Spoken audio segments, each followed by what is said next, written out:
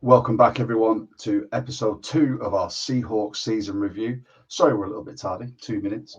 Our guest was filling us in on some of his draft highlights, so we're looking forward to hearing what he's got to say later on. Thank you to everyone that tuned in with our first episode with Rob on Thursday. That's still available on our YouTube channel. If you haven't yet, feel free. You can like, subscribe, hit the notification bell. Really helps us out with the visibility, helps out everyone in our community as well. And if you'd like to join our community, you can join our Discord. It's free. Mitch will pop the link in the comments, and it's also the pinned post on our X. But Mitch, how are you doing? Had a good week so far? Yeah, it's been all good. I really enjoyed our podcast with Rob the other day. Really excited for this one. Great feedback as well. Bryce, you've got a lot to live up to.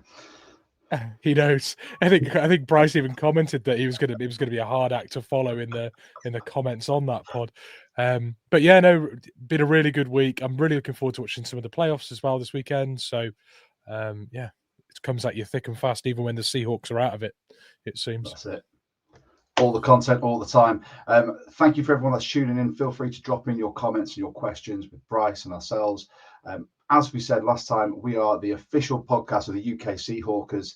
If you would like to become a UK Seahawker, it's £12 for individual membership. Memberships are now open for 2025. It's £20 for a family of up to 4 in the same household. If you live overseas, it's £5 per post, £5 postage per membership.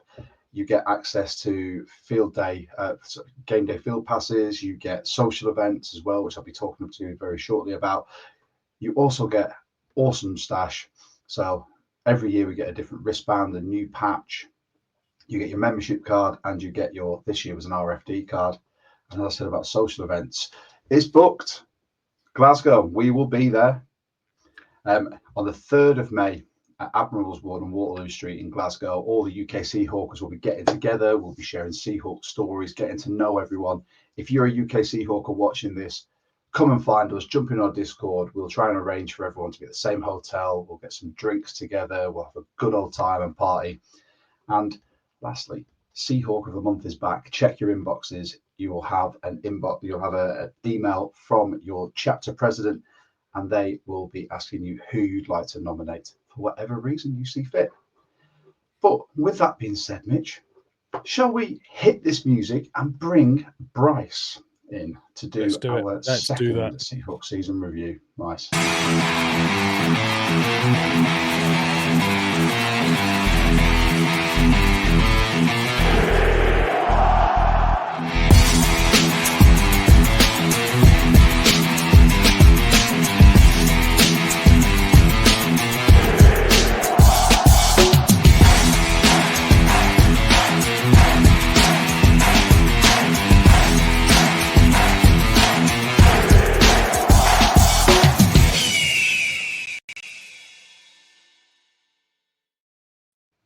Welcome back, everyone, and welcome back to the pod. Bryce Coutts from the Hawkszone Rundown.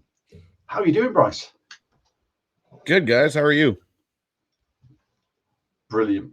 Absolutely brilliant. It's been a busy day for me. I've been coaching rugby. We lost by 2 points, but we only took a bare minimum team, so I'm happy with that. And obviously, we've now got this Seahawks season review series where we have Rob on, who I know has been a guest on your show.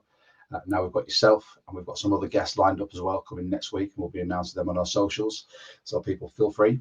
You can add ourselves, add the Hawkszone Rundown. We're at 12 Talk Pod, and Bryce, your socials are everything. I'd try and repeat them, but you've got your X there.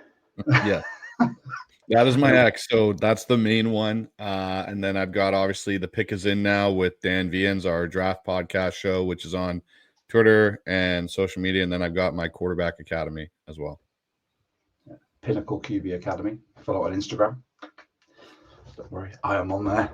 But obviously, you tuned into our episode with Rob. Thank you very much. This is we're doing this together, a symbiotic podcast with 12 Talk and the Hawkszone Rundown. I still need me one of those baseball caps, my friend, to add to the collection. We'll get you one. Yes. That's what it's all about. Shall we get straight into it?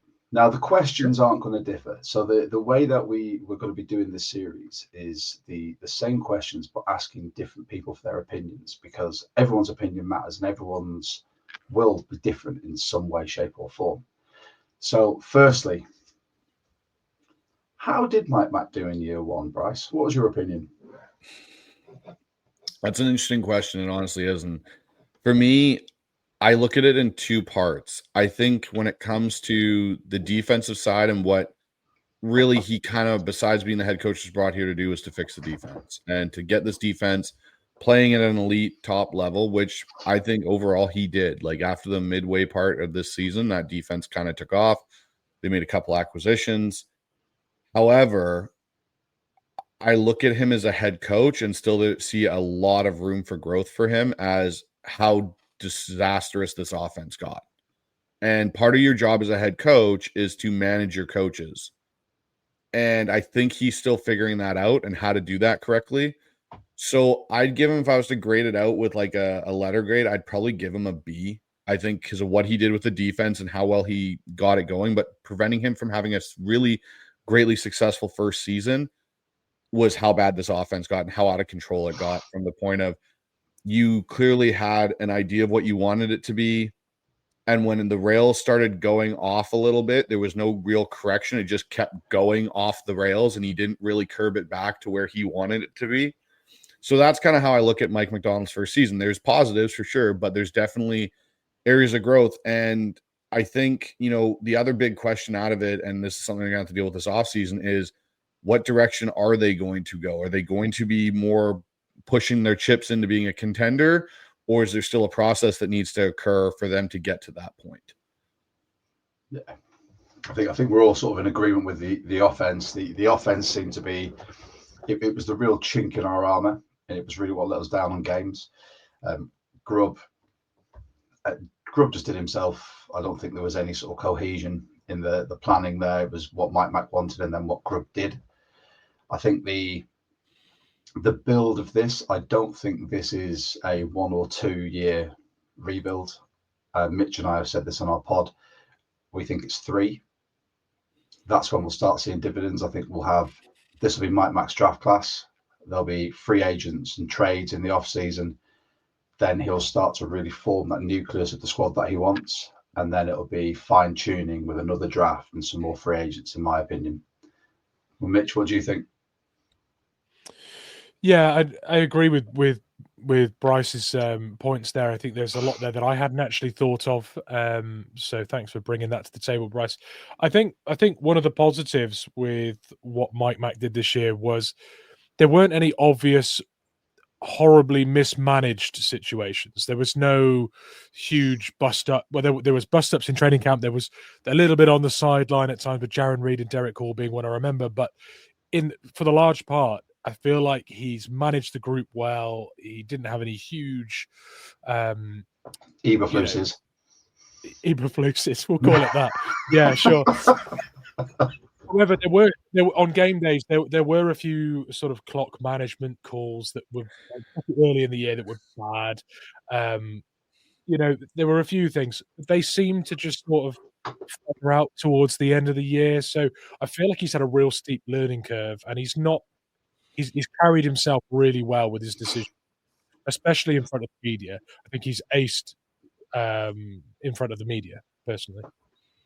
Yeah, he definitely matured with the media this year, from where he was at the beginning to where he got to at the end, which was, I found really interesting, especially in his end of the season press conference, how much more stern he got with certain media members about certain topics that got brought up. The interesting point, though, Josh, that you brought up there is how you guys view this as a 3-year plan. So that would theoretically put them at 2027, where they're roughly competing, 2026. The only problem I have with that, and this is kind of the issue I think they've got to figure out this year and this offseason, is we thought that the whole change needed to be made with the coaching staff to get this team right. They fired Pete Carroll and brought in Mike MacDonald because it was a coaching issue that was preventing us from being more than a 9 or 10 win team. And you have the same issue. If they're going to push that out now to 2027, then I think you really have to start questioning John Schneider's relativeness of being here as the general manager, because that's not what the goal was. The ownership group here doesn't want to keep pushing this off. They want to win now. And with the state of the NFC as a whole, like you look at this weekend, and this is kind of the one thing I've taken a change at looking is, don't look at the entire NFL. Look at the NFC conference. Don't give a crap about what's going on in the AFC with Mahomes and all them. You have to win your conference to get to the Super Bowl. This is probably the weakest quarterback group the NFC has seen in quite some time, probably over a decade, really. And right now you've got Jalen Hurts, Matt Stafford, Jaden Daniels, who's an ascending star, and Jared Goff, who are your kind of like 4 elite-ish quarterbacks, if you want to call them, in the NFC. You should be able to push that envelope sooner rather than later. If they're not contending or at least a divisional team by 2026, John Schneider needs to be out the door. I think to a certain extent it depends what you consider winning, because if we go from 10-7 to divisional champs and win one playoff game, that then I think buys John Schneider another year. Potentially, yes. But there does have to be those steps taken. If without that, John Schneider's seat gets hotter and hotter, and I don't think he lasts more than 2 years if those steps aren't clearly being taken. So as long as we're progressing and Mike Mac's roster is becoming more and more competitive, honestly, I think the two of them can grow together and it can work. But if that progression is not there and clear, John Schneider's probably going to be going, I think, within 2 years. Yeah, I see. So just to clarify, we had a comment in from Nick Holmquist. 3-year, finally in fourth could contend. So the way I see it would be by year 3, we'll be contending. So I think next year we should be a playoff team. We might make a decent playoff run. That's the way I'd want to see the progression of this team. So obviously we missed out, even though we had 10 wins, we missed out narrowly. I think next year we'll see us in the playoffs, if not as an NFC West champion, because the division itself is up for grabs. I mean, the 49ers took a massive sort of dive off the edge of a cliff. The Rams, don't know how long Stafford's got because his neck, his spinal cord is literally held on by some fishing wire, which terrifies me.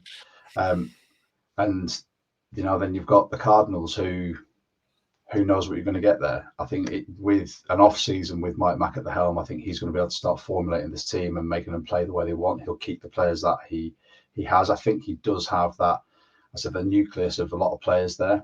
But to add to what you were saying there, Bryce, the more the can gets kicked down the road, the more we're going to start wasting these rookie deals as well. And we're going to start looking at, obviously, we've got to start looking at who we're going to extend when it comes to your Marfays, your Ken Walkers, all of them. And then after that, you've got to start looking at that the other draft class. Yeah, it starts to add up real quick. And Spoon. And this is where I don't want it to kick on too much, but I think by next year, I think we'll be possibly NFC West champions. I don't want to, give it the kiss of death, and I'll touch wood. I think the year after is when we'll start really seeing that push towards Super Bowl contention and an NFC championship. The biggest thing for me that I want to see next year in Mike MacDonald's progression as a coach and this team as a whole, yes, we won 10 games this year, but we didn't really beat anybody that was of significance, right? Denver's about the only team on that, if you look at that schedule, and I don't count the Rams game at the end of the year because it was all their backups playing. Like against the NFL, and a win's a win. But when you look at it, the Rams had rolled out their true team. I think that chance of that game being a lot closer and maybe going the other way is pretty high. They have to start beating teams that are viable playoff teams and winning teams to actually say, hey, we're ascending as a organization, as a team as a whole. Beating up on a lowly 49ers team that came into your house at the beginning of the year and still had injuries and kicked the crap out of you and embarrassed you at home, which for me was the turning point in this season. And then even losing to the Rams at home, like games like that, those type of games, the Vikings game, those are the games that a good team that is ascending in the right direction wins. And that's where, for me, that's what I want to see next year is, okay, we make the playoffs and we win the division, but what are our statement victories throughout the year that got us there? Like, did we knock off a Detroit Lions team? Did we beat a Philadelphia Eagles team? Those are the type of things you want to see from your coach going into year 2 now is, okay, you've got your feet underneath you. Now you've got to start challenging these upper echelon teams to show that you actually belong in that conversation. Do you know what I want to see? I want to see some brutality. I as a sports coach myself, and Bryce, you'll probably agree to this. Yep. I'm not in favour of taking it easy on lesser teams. So, Nope. for example, this season, the Giants lost to them. They're, in my opinion, humbly as a Seahawks fan, they're a lesser team. Yep. And that should be a foot to the throat game where you should be putting up points, and you do not stop putting up points. You do not stop pressuring the quarterback and just sacking him. You should be picking him off, sacking him, putting on 40 points and making that a real statement of, if you're not good enough, we're going to come into your house, or you're going to come into our house, and we are going to illuminate the rest of the league as to how bad you are and how good we are at these games. And I think that was what was missing this year. And part of that was on the offense, because we just couldn't string together drives. We had some costly red zone interceptions. There was no flow to any of the plays. Sort of sequentially, it was just, I think we'll throw on first down, we'll throw on second down, a third down, let's try a run. Why not? It's third and long. They'll never see it coming, but they're professional NFL defenses with professional coordinators who will look at that and go, well, thanks, we'll just turn this ball over. You can just pop it straight back to us. I want to see intelligent football, and I really want to see us looking lethal against some of these lesser teams. Yeah, I think we need to be a little careful, because we say like, oh well, we beat a load of teams that we're expected to beat, apart from the Giants. But at the end of the day, you can only beat the teams that you're scheduled, that are put in front of you. And if you can back yourself into a corner where you're disappointed if you don't beat a big team, and then you're disappointed if you don't beat a team by enough, and you pigeonhole yourself in this like disappointment zone that you can't get out of. Because at the end of the day, beginning of the season, if you said to me we'd have a winning record in our division, we'd have a winning record overall, we wouldn't get swept by any team in our division, you give me those things, and you say to me that we'll improve our defense and we can suddenly stop the run. Give me those four things, and I'm very happy with that year. But granted, there are stones we didn't, turn over, like having a statement win against a big team. The big caveat for me with my silver lining for our season is the fact that our home record was appalling. Oh. That upsets me, because we are renowned for having that home field advantage, and we gave it up this year. That's the only really disappointing thing for me. More disappointing than not having a statement win over an NFC team like the Lions, where we shot ourselves in the foot early on and then decided to go toe-to-toe with them all the way through the game, but never recover from our initial start. That upsets me more than anything, the home record, like more so than anything else. That's the big thing I took away this year as a negative. Yeah, the home record, and it hasn't been good since they've come back from COVID. Like, it's not like it's a new thing. Like, the home record has progressively gotten mediocre to worse throughout even Pete Carroll's last bit of the tenure there. The other thing for me about this is, like, I totally agree with you, Mitch, on the, you got a better defense. We won 7 games on the road, which is ridiculous. That's another thing that, when you see a 7-1 road record, you're like, oh, wow, they must have won 14 games if you were to look at it without knowing the entirety. The biggest thing for me is you have to win the NFC teams that you play. And the AFC games don't count as much towards your tiebreakers. And that's what killed the Hawks. If they win and they split either the Packer or Viking, win one of those games, then the Rams game has totally different significance, and you're not playing for the 5th tiebreaker. And those were the games where it was the Giants game, it was the Rams game, it was the Vikings game, 3 games against NFC teams, and all 3 of them have one commonality in them all. They were all at home, and you lost all 3. Those are things you can't do if you want to be that team that we're talking, that we think this team can get to. You can't do that at home, especially if you'd said, okay, like, hey, you lost 2 of those games out of those 3, and 2 of them were on the road. There's a little bit more of a, okay, you were playing in Minnesota or you were playing in LA. Okay, a little bit different. You won the home version. You split it that way. Okay, that's fine. You can't lose 3 of those games at home, and especially the Giants one. That was absolutely ridiculous. Yeah, Hawks fan Matt Man has commented as well, just saying, if you told me we'd be 7-1 on the road before this year, I'd have expected 14 or 15 wins. 100%. I think that's exactly what you just said as well, Bryce. It's that stat in itself highlights a lot, because if we can do that on the road with the way Lumen used to be, rocking, where opposing quarterbacks just couldn't throw a ball, they couldn't hear cadences, no one could communicate, then that should be the exact same for a home record. You know, there should be maybe 1 or 2 losses there and the rest all wins, but that's just not the way it's going at the moment. So overall, Mike Mac's first year, meh. For me, it's a meh. Like, you did what you were supposed to with the defense, but you failed in other aspects as a head coach. Might be a bit harsh, but that's just the reality of being a head coach now. Like, this team's not a dumpster team like Carolina, where it's like, okay, it's good, we got to 6 wins. Like, you're taking a team that has been floored at 9. You should be able to push them above. All right, Mitch, go on. Yeah, so in terms of a standout moment this year, you watched the last show, you know these questions are coming probably. You've probably I do. about it. Yep. I'm prepared. I'm prepared for these. I sent him the list. Yeah, what stood out the most for you this year? In-game or transaction-wise? Like, it can be anything. What moment in our season stands out the most? So I had 3 for me. So game-wise, my view of this team in this season changed at the 49ers home game.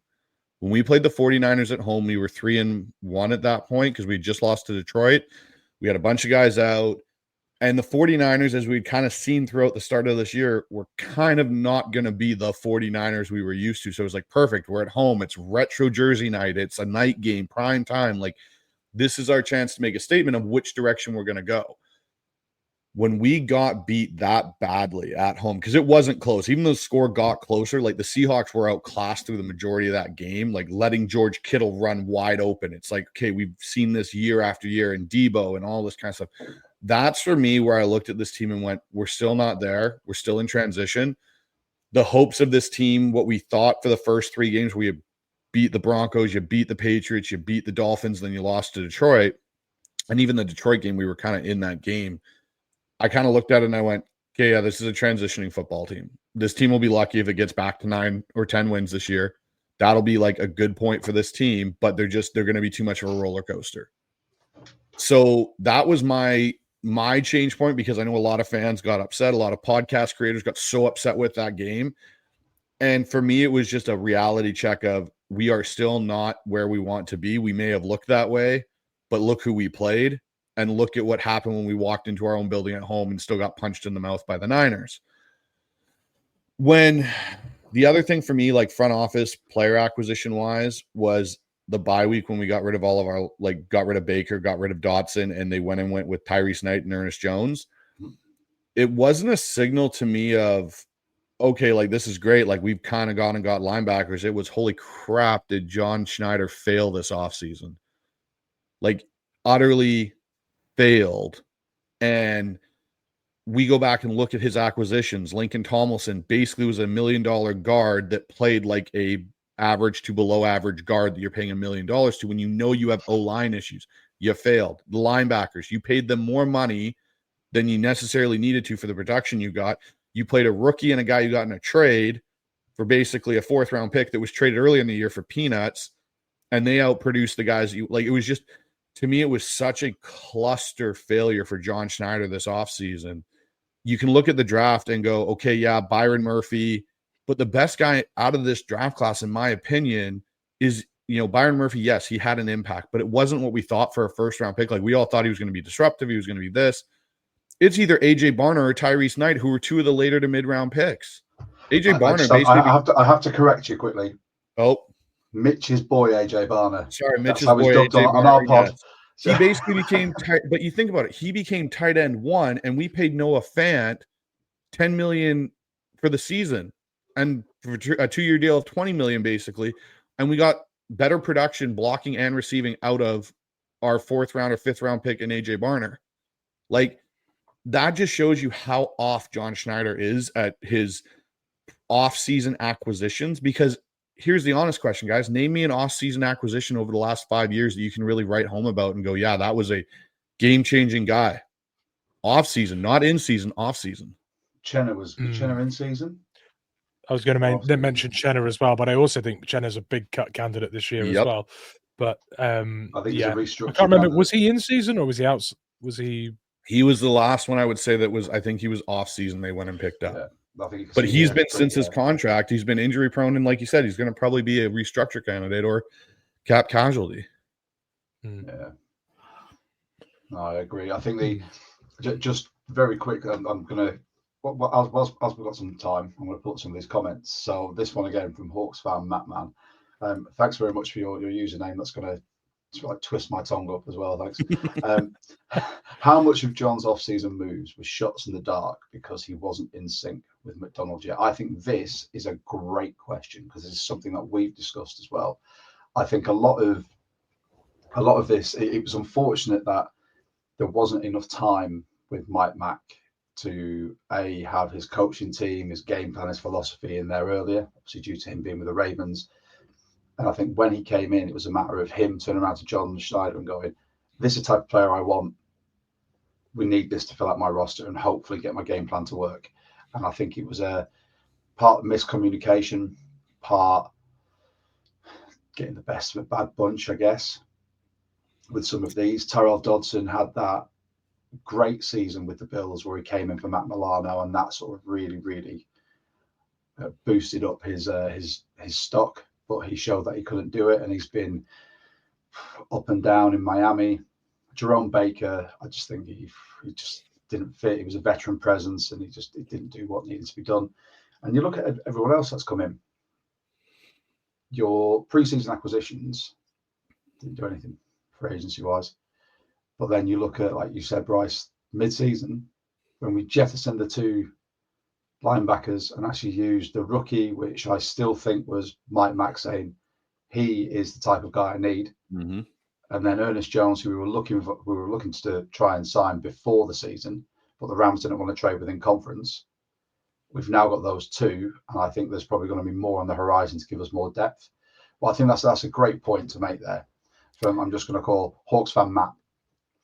So I agree, but then my stipulation to that, and I love the question and everything, John Schneider's job is to get in sync with his head coach. That is his job. And like my biggest issue with this too is whether it's Jody Allen, like if you want to really go back, it's a failure on ownership when they fired Pete Carroll because you put the 8 ball behind on the coaching hire because Seattle couldn't get ahead of it and interview Mike MacDonald early enough. And that's part of it. But then your job, John, is to do that. You're supposed to be in sync.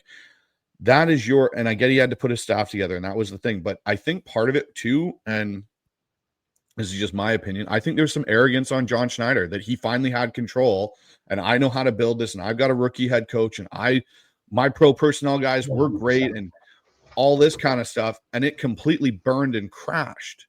John's not an ideal guy when it comes to identifying talent, or it's someone in his pro department isn't either, because you have constantly missed consistently in the offseason. Yes, you went out and got Quandre Diggs midseason, great acquisition. Their scouting department or their pro personnel department needs to have a reevaluation, and there should be changes made to it this offseason. You change the coaching staff, you got a better result with the defense. Yes, you need to fix the offensive side, which I'm sure we'll get to. But now you need to look at your own inner departments on how you evaluate professional talent at the NFL level and free agency and how you do it at the draft, because you've had way too many misses to successes. Yeah. One thing I want to add in there, well, two things actually. First one, thank you for keeping it family friendly when you said cluster failure. I know, right? I remember the rules. I saw your face, Mitch, and I was like, I was sat here like he's not going to. Okay, good. Yeah, no, exactly. I remembered, guys. Yeah. Firstly, so I really enjoyed that. The other thing is, I remember back to the, that period of time, and when John Schneider was talking about Jordan Brooks, not being re-signed, he said he basically admitted dropping the ball and being late to getting to the table with Brooks. So when you admit that, you also would then admit that Dodson and Baker were plan B. That is what you've sidestepped to doing. Yep. So if you've rushed that acquisition and not synced with your head coach, that follows on from being late to the table in renewing a star player on our own roster. That is a compounded double error. It never needed to get to where it got to. However, the bright side to that is maybe we don't go for Ernest Jones if we've paid Jordan Brooks.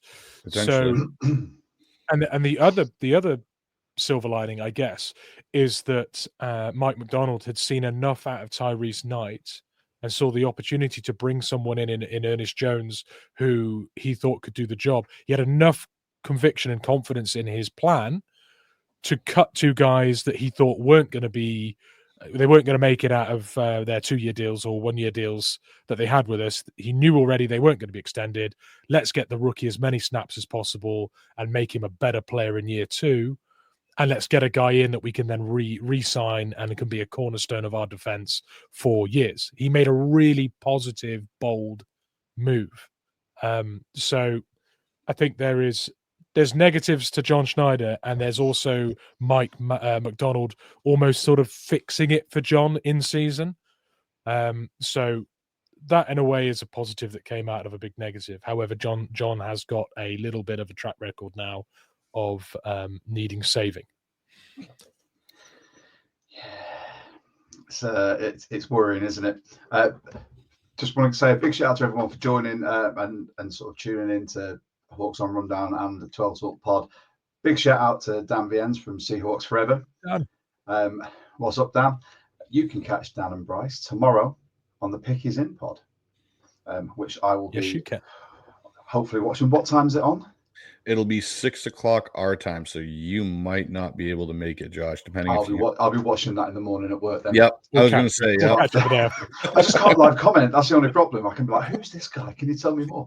But right, we've gone to the next one. So obviously, we've talked about the free agent acquisitions, the draft class. We'll go more into our sort of the draft class as well. Who was your standout player this year, Bryce? Okay, I got one on offense and one on defense. So offense for me was AJ Barner. He was kind of a standout guy. And I get you can go with like the JSN, and JSN had a phenomenal year. I'm not going to take that away. But for me, I think of guys that I didn't expect to be impacts. AJ Barner had a significant impact in this offense in the second half of the year, becoming a reliable check down target for Geno in a lot of ways. He improved as a run blocker. And so, yeah, that's where AJ Barner was kind of my standout guy. I could have picked, anyone like JSN or whatnot. On the defensive side, I think you both know where I'm going to go with this one. Yeah, it's my boy, Kobe Bryant was the standout player for me. After everyone wanted that man gone and out of Seattle, I kept telling everybody if he moves to safety, where I thought he should have came out as a rookie and played safety, he was going to be a great NFL safety because he sees the game so well. He's so instinctual and understands it. He just didn't have the athletic skill set to be a corner. Sure enough, Mike MacDonald, I guess, saw the same thing and decided to play him there after Rayshon Jenkins got hurt, and he never got his job back. Jenkins did. So Kobe Bryant, definitely my defensive standout player. Again, I think you've got a good safety tandem now that are kind of interchangeable, which is nice when you're playing that too high shell look that a lot of teams are going to. But Kobe Bryant just finds the ball. Yeah. His instincts are unbelievable. We saw it in his rookie year. We saw it in his last year in college when the ball was just going his way, and he just absolutely soaked it up. Every opportunity thrown his way, he made people regret it. But like you say, he was a bit of a square peg in a round hole. He didn't have the athletic traits to be able to keep up with that at this level. And Mike Mack has really found a role for him in this defense that I think will now continue and flourish. I think what you saw drawn up for Kobe Bryant this year is not going to be what's drawn up for him next year. That was baseline. It really excites me that he is going to be able to tap into that potential. So I think that's a really cool shout out. He wouldn't be on many people's list necessarily as the main guy, but I definitely think he's probably the most improved guy for me personally. So love to see it. Absolutely. 100%. And Bryce, I just love the fact we're on the same wavelength. I said I think since his rookie season, He's not got the elite athleticism to be able to be a corner in this league. He would get burned by so many elite wide receivers, either with skill. I mean, he can read as much as he wants. Like, he can read a game fantastically, knows where the ball's going to go, can read a play. But when you come up against a Justin Jefferson, a Tyreek Hill, or anyone like that, they will just blitz past you. There's no way of stopping them, and you can't catch up to them. The only way you can do them is by giving them a 10-yard cushion. And we all saw how well that worked when Pete was running his defense. But when all everyone does is go, oh, fine, we'll take those 6 yards underneath your cornerback. Fantastic, thanks. Well, and that was the biggest problem, like, for Kobe coming into the NFL as a corner, was if you're going to be slightly unathletic, you have to have some physical attributes to make up for it. So you look at, like, you know, a Richard Sherman type. Richard Sherman had the length and a lot of things he could get away with playing that zone coverage because he was, you know, not necessarily as fluent, but he had some physical things that you didn't.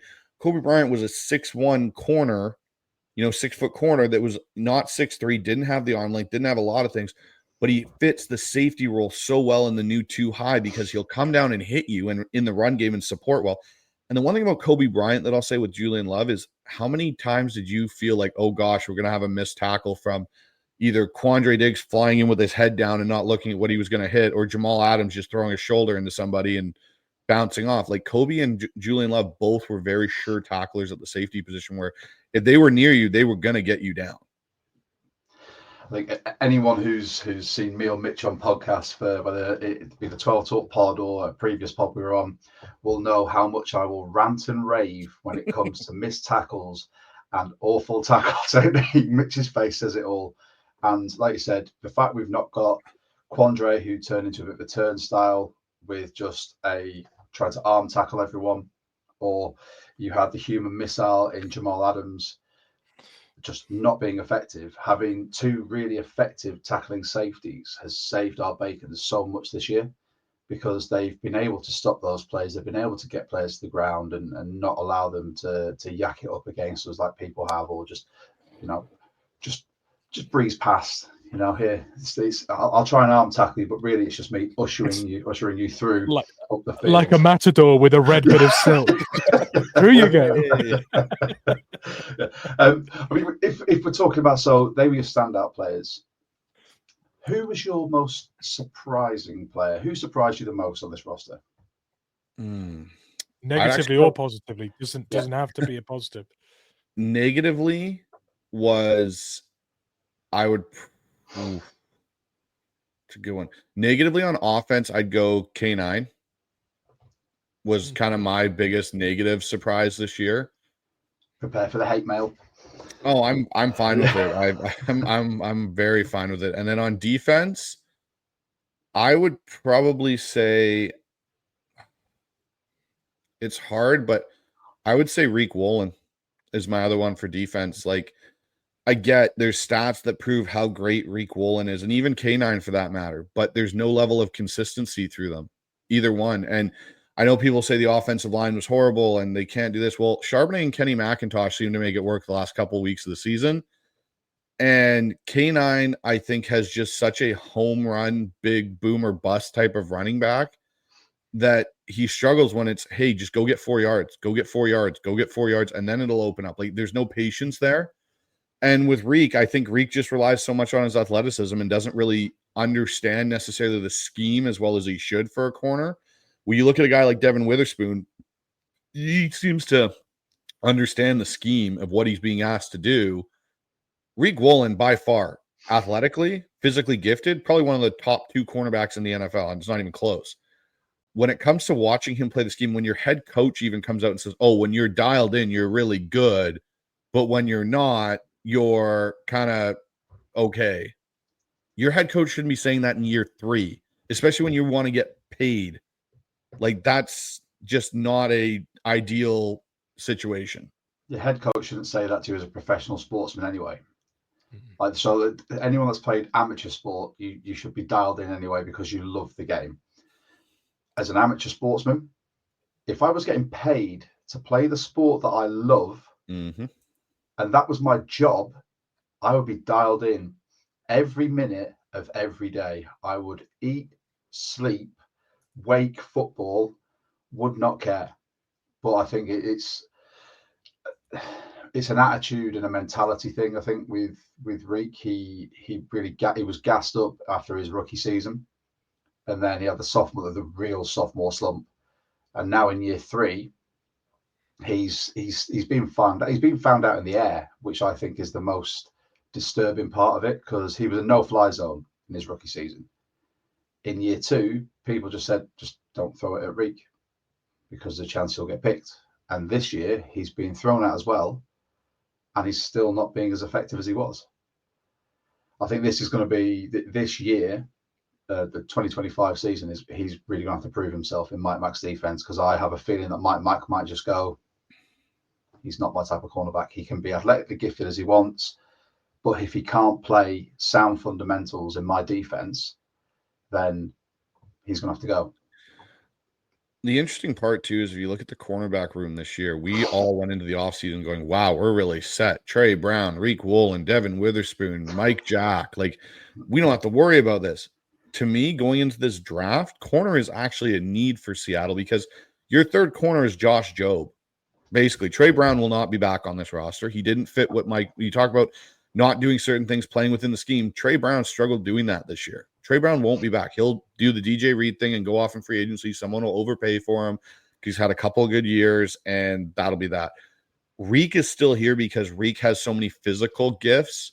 But I agree with you, Josh. I think Mike MacDonald's going to sit down with him and be like, look, you have to perform this way all the time throughout this season, or there's a chance we're not going to re-sign you here, because his market is Lenore's that signed with San Francisco. Are you prepared to pay $92 million for a guy that you have to question on whether or not he's going to be checked in and week out? Yeah, 100%. And it's worrying from someone who got so much hype. And there's some fantastic comments coming in. I'm just going to pop a few of these up as well, just all about Reek. One from Nick Holmquist about the most disappointing player, about the Connor Williams. I just want to say there very quickly, he retired, and it wasn't just he retired for whatever reason. He retired for family reasons, mental health reasons, and health reasons. So you have to sort of take that all into account as well, because when it gets to a point where you go, I can't play this game anymore because it's not right for me, then fair play. He did the good thing rather than trying to fill out the season and not play well. So he was also coming back from a serious injury too, so he was trying to fight back to play at a level that he was used to playing at, while juggling clearly a lot in his personal life. That is a horrific amount to try and carry, and still play quite a pivotal part of an offense. I mean, outside of the quarterback and maybe wide receiver 1, center's probably the most important, I think, when it comes to communicating, leading.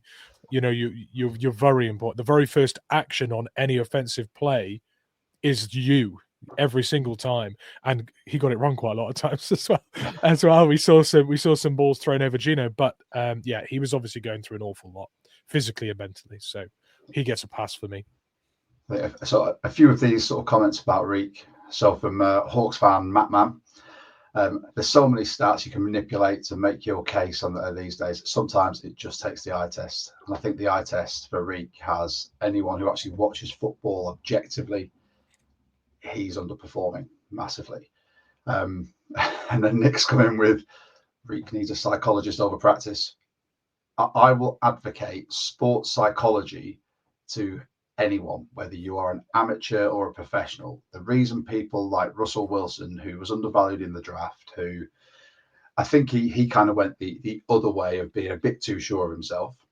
But when you have so much negativity, and as we know now, social media, podcasters, can lump it all on you, you need to speak to someone to make sure your head gets right and that you are dialed in, game out.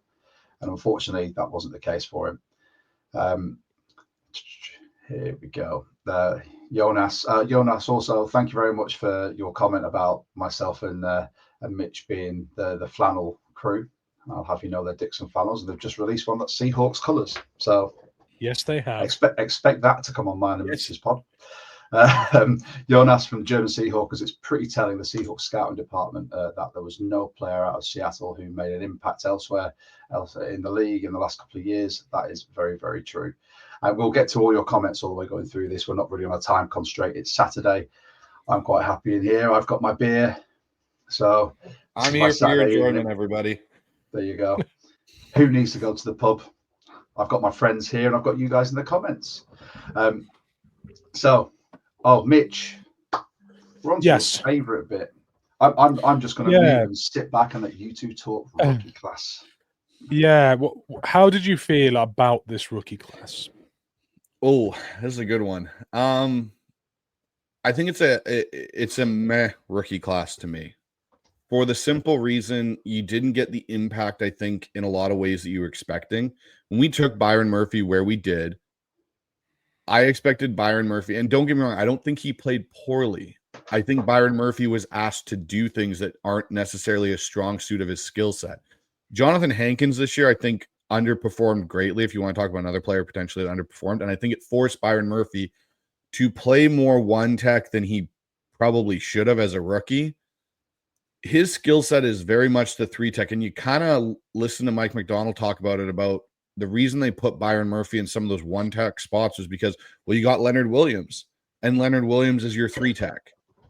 Well, okay, but you're also not evaluating and using your rookie the way you should. Like, he's not a one tech. He's got size, but he's not a one tech. Your one tech, I saw someone put in the comments, like, a guy that I'm in my free agency thing for Seattle to bring back is Poona Ford. I think he's a perfect one tech in a lot of ways, where it frees up Byron Murphy to play other spots. Like, you could rush Byron Murphy from an edge three tech opposite Leonard Williams if you were playing an over and under look out of your 3-4 and set him up on a tackle and give him a two-way go on a offensive tackle. Byron Murphy's going to make problems for people in that regard. You go out of that. Christian Haynes, I think, was overvalued coming out because we didn't have a second round pick, so we ended up taking him in the third.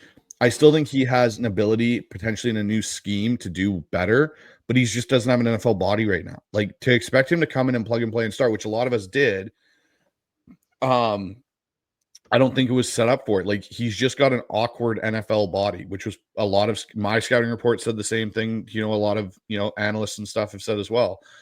So there's Christian Haynes. The rest of the class, like Tyrese Knight did well. AJ Barner did well, I think, but if you're banking on your fourth or fifth round guys to be impactful players, then what did you do with the top part of your draft? Because those are where you're looking to get the impactful guys. And that's why I say it's a meh draft class, because you got value out of it in the later rounds, but you kind of missed in the top half because your top half guys didn't really impact. Christian Haynes lost his job after Bradford got hurt to the sixth round guy you took in Lamea, who I like Lamea, but I think Lamea is limited in what he can do for you. Two of the corners we took, one of them didn't even make the roster. He got cut before the regular season even started.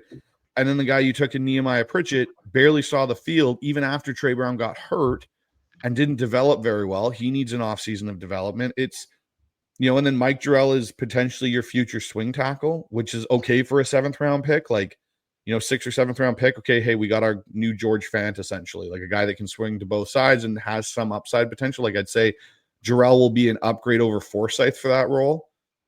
But when we're talking about looking at that whole class, your two biggest guys that stand out are your boy AJ Barner, Mitch, and Tyrese Knight.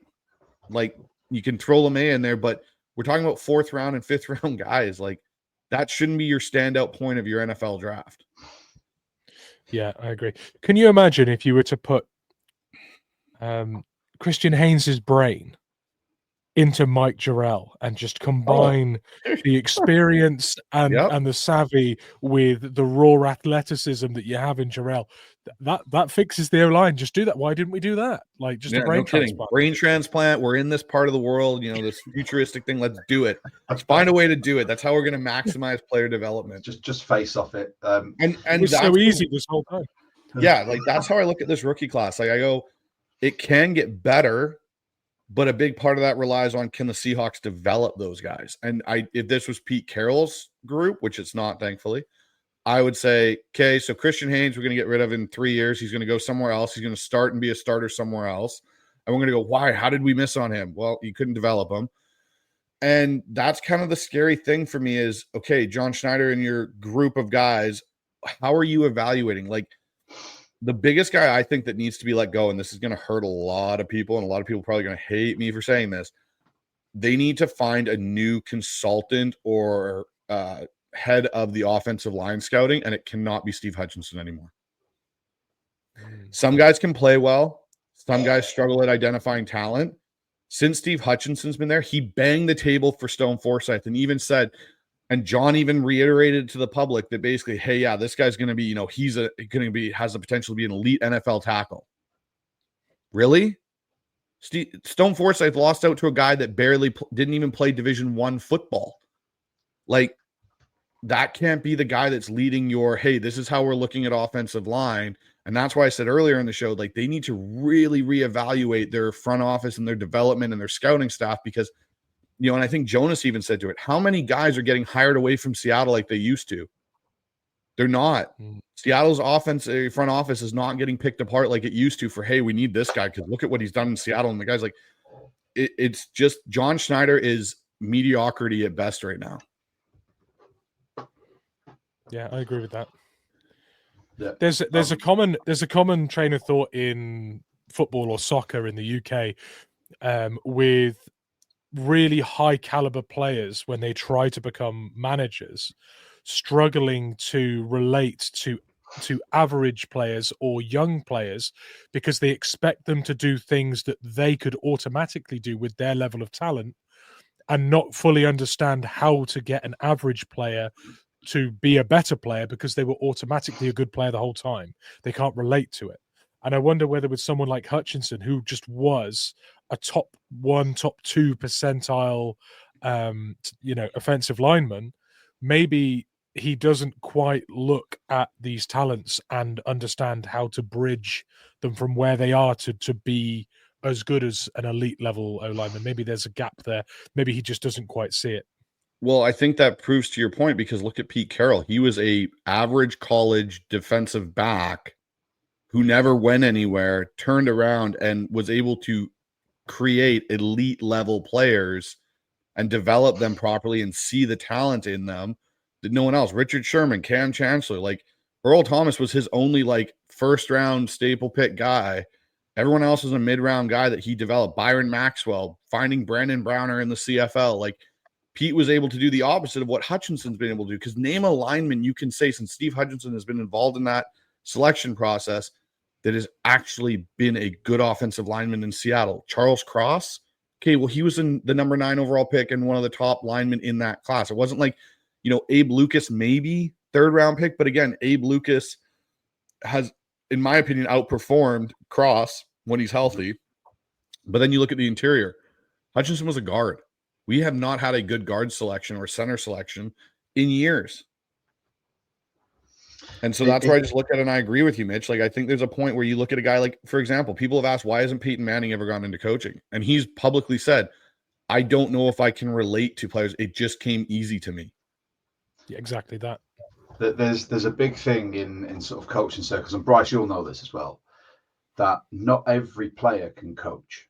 100%. So you could be, and you just hit the nail on the head with the Pete Carroll thing. Pete Carroll, mediocre college cornerback. Mike Mack played high school football and didn't go any further. And by all accounts, Mike Mack, fantastic coach. Pete Carroll, great coach, got the best out of these lower value players and coached them up to be elite. However, there's a lot of people out there, a lot of ex-players who you look at and think, if he could teach what he knows to somebody else, he'd be a great coach. The issue is, as you said, some of these players that have these elite traits and just the God-given talent, someone sprinkled a little extra magic dust on them when they were born. They can't tell you how they do it. So it can be a matter of Tom Brady, let's say, arguably the GOAT. I hate saying that, but as a coach, I mean, he wasn't highly drafted. He has worked himself, but he had the talent. As a coach, you've not seen him go into coaching circles full time. because I think if somebody asked him, how do you do this? How do you read that? He would just go, well, it's just this. Like, it's easy. I've got even a better way to look at it, Josh. Name any substantial starting NFL quarterback, or Hall of Fame level NFL quarterback that has turned around and been a coach, a head coach or an offensive coordinator and been successful. Everyone wants to talk about Kevin O'Connell. Kevin O'Connell was a bottom barrel backup in the NFL. Like, you look at most of these guys, Zach Taylor, Zach Robinson, a lot of these guys, they're, you look at them, but you turn around and look at coaches that were successful. Well, Doug Peterson was a backup in the NFL, right? You look at a lot of quarterbacks. Mike Kafka has been a decently successful offensive coordinator at points. Guys that were the backup that didn't have the physically gifted abilities had to work that much harder in the film room to understand things, to do it. That's where you see them make that transition a lot easier. Agreed. Anyhow, that's my small rant on that. I'll leave that be. I'm completely on board with it. I think you and I, as sports coaches, both have sort of the same mentality on that. I've got two questions for you. That's right. I'm going to dip into rookie stuff. It's very rare for me. This is Rich's bag, but I'm Mitch's bag. But I'm going to just. Mitch, did you okay this? Did you sign off on Josh? He didn't. No, I've not, and I'm already sort of clenching here. So, one, as a coach, the Byron Murphy thing about him being a better 3-tech than a nose, I completely understand that, and I completely agree. However, I think Mike Mac said this as well. If you've got a hot hand, you keep dealing it. And I think Leonard Williams proved it was a hot hand, which makes it so difficult for you to then develop that rookie. And the way I see this, I think if Williams wasn't as successful rushing the passer this season, I think we would have seen those two roles flipped. And for future development, I know Byron Murphy wanted to be like defensive rookie of the year, but that just didn't come to fruition. I think for future development, that would have been fantastic. But I'm hoping now, because unless we re-sign Reed and he plays nose for us, I don't see us putting Williams at second string again behind Murphy next season. That's just one thing I wanted to say on that. I think that's unfortunate for Murphy, but Williams was electric this year. I think what you may see is a shift, not necessarily, because the one thing we learned with Mike MacDonald through this season was they never really got into the full playbook and all the variations that come with it. They had to kind of reboot at the bye week and kind of go back to the basics. I think there is a higher chance you see Murphy get used in different sets, and they kind of split out what they asked Robertson Harris to do if they don't bring him back, which I don't expect them to bring him back on his current salary. They'd have to restructure and cut him. Yeah. And Draymond Jones, and have Murphy maybe play more of that big end role because he can, and that allows Leonard Williams, and that's where you can go get Jaron Reed back and Poona Ford and use them more in your interior in certain sets, and let Murphy play your big edge kind of role. And that also frees up, potentially, if you aren't able to get an edge in the draft, it frees up Chenna from having to set the edge in some of the run sets. It frees up Hall and Mafe from doing it. And I think that's what you may see is more of a, how do we move these chess pieces around and get rid of the cap hit of Draymond Jones, which we all agree was not a good free agent. Oh, you're about to say one of your answers for a later question there. I know, but if you move Murphy into those roles, which he can play, Murphy is athletic enough to play that. I think that's where you see them try and get Murphy out of that one tech role and move him down the line and start using him as a chess piece again. And it allows Leonard Williams to still stay your hot hand in that role, but you've now used some flexibility and moved positionally around guys to get them in more favorable matchups and give them, like Byron Murphy playing on a two-way go with a right tackle potentially, where he can dive inside or even go outside, and it allows for more stunts to occur because he's twitchier, he's fast, he can do certain things like that, and he can bull rush a tackle. It allows you to have some more flexibility, which is something I could see them doing. I think I piqued Mitch's interest here. You have, I could talk about this subject honestly all day. We've got a comment from Hawks fan Mattman again. He's been coming in with all the good stuff. We might as well throw it up because it kind of ties in with what I'm about to say. Let's pop that up. There we go. Yeah, so he wasn't expecting Murphy to have a bunch of sacks because that wasn't what he did in college. But what should we be looking for him to do well? I was literally about to just comment that what Jaron Reed and Murphy have done this year for Leonard Williams cannot be understated. They were 100%. catalysts for him to tear it up. They were consistent, they were factors, and they allowed Williams to just to keep lining up all over the place and wreak havoc because they needed double teams to keep them out the backfield.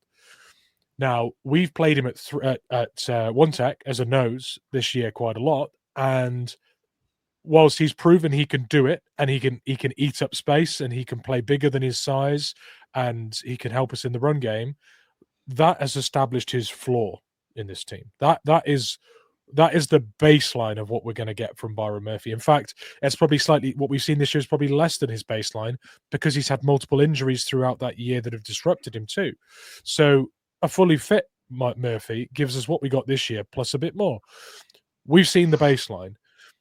Genuinely, as you say, he is capable of playing multiple positions on that line. If you don't have Leonard Williams, there is an elevated position and increased responsibility that can come halfway through this rookie deal. So we've sort of set up a succession in some ways behind Reed and behind Leonard Williams. And we're going to talk about a little bit about the draft later. But if we were to pick up someone like Nazir Stackhouse from Georgia, which, by the way, is the greatest name for a nose tackle, by the way. 100%. Anyone called Stackhouse on your defensive line gets my vote. But there's a bunch of good noses in this draft that we could pick up that would mean Murphy gets an elevated role in year two. And as I say, I think we've seen his floor, and it's good enough. It's not a first-round pick, amount of production, but as Matt mentioned, that wasn't what he did. Finishing was a weakness of his game. He didn't get so many of the sacks as he should have done for the penetration and the chaos that he caused. But that will come with good coaching. What I expect from Byron Murphy is exactly that word you just used, Mitch. I want to move Byron Murphy around so he can be the biggest chaos creator on an offensive line. And it'll free up Leonard Williams and other guys to wreak havoc in their one-on-one matchups. But I really want Byron Murphy's namesake to be the chaos creator. Yeah. If you've got guys on your line doing that, everyone else feasts. Yep. I like it. Which actually brings us on everything you've just said there. So Tillamook Seahawk has written, do you guys believe that John and Mike messed up by picking Byron Murphy over Jared Verse last draft? Mitch, do you want to go first with this one? Yeah, I can get it. I mean, that's it's really difficult to say because Jared Verse has had a good first year, but we have players in the position where Jared Verse plays that are getting it done. Granted, Jared Verse could be an extremely effective player for the next 10 years, and I'll eat my words, but we had more pressing needs on that D-line in terms of stopping the run and allowing. As soon as you stop the run, the ball gets forced into the air. The DBs are in the game, and we can start making turnovers, etc., etc. You keep the quarterback in the pocket. That is what you have to establish. That is what we ended up establishing.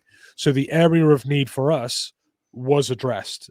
Adding an extra edge rusher in there into a rotation would potentially not have helped us with what we got done. So in terms of the year we've had, the improvements we've made, it looks like we made the right pick. But down the line, it may look the other way. Yeah, I look at it this way. Hindsight's always 50-50. And yes, Verse has had a great year. But I don't know if Verse comes on to Seattle if it helps our run defense as much as we think. Because our biggest problem wasn't necessarily the outside. Because we had Chenna still here, who, when Chenna's there, he's effective. And we were banking on Derek Hall taking a step, and Boy Mafe continuing that consistency at what he had done.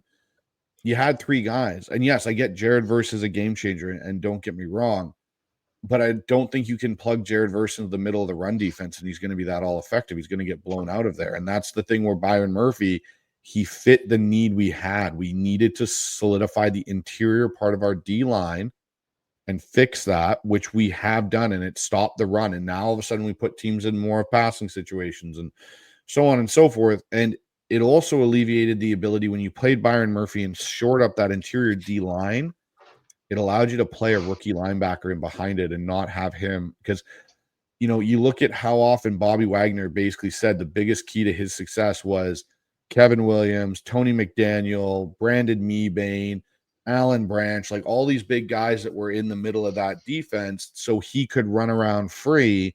If you don't have the interior D-line, yeah, you can get the pass rush all day long. But if I'm a team and I know that you've basically only got pass rushers, cool, I'm going to run the ball down your throat until you find a way to stop me, which is not going to be the easiest thing to do. Agree. I've got one last draft class question before we move on.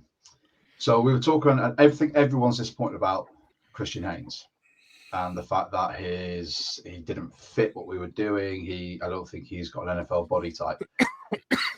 I'm going to ask you to put your OC hat on now, Bryce. Okay.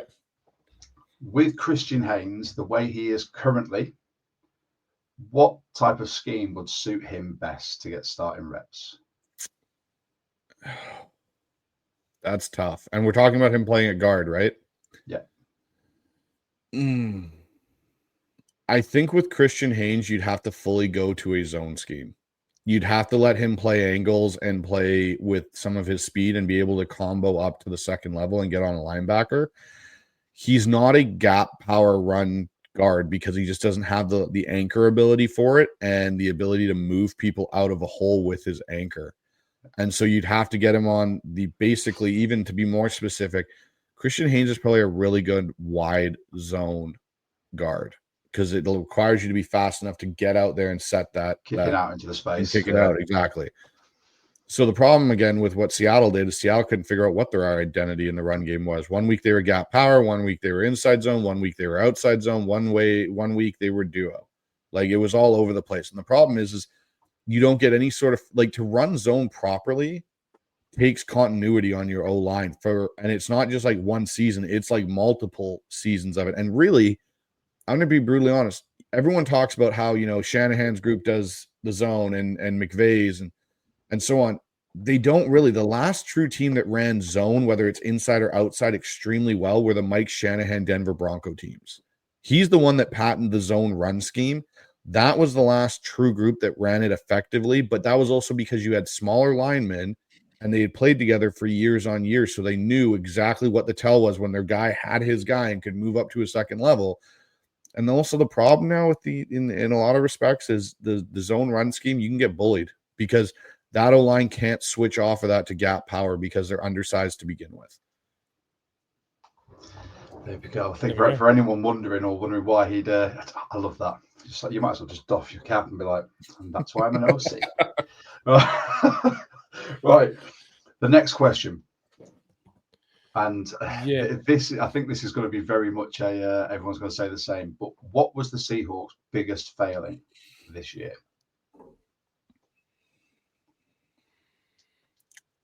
Oh, I know what you want me to say. No, I want to say what you want to say. The biggest failing for the Seattle Seahawks this year was a lack of John Schneider, and I'm putting John Schneider on blast here, a lack of John Schneider properly conducting a coaching search. Because if he and the ownership had figured out their stuff earlier, you could have had potentially Mike MacDonald figured out earlier, potentially, and that's your guy, and start putting together some of his other pieces that were already out in, the ether of coaching. So whether that's Arthur Smith, who was who he wanted, you got to remember when Dan Quinn became the Atlanta Falcons head coach, they knew that going into the divisional round, he was going to be their head coach. And he started putting together Kyle Shanahan and all the other pieces to his staff.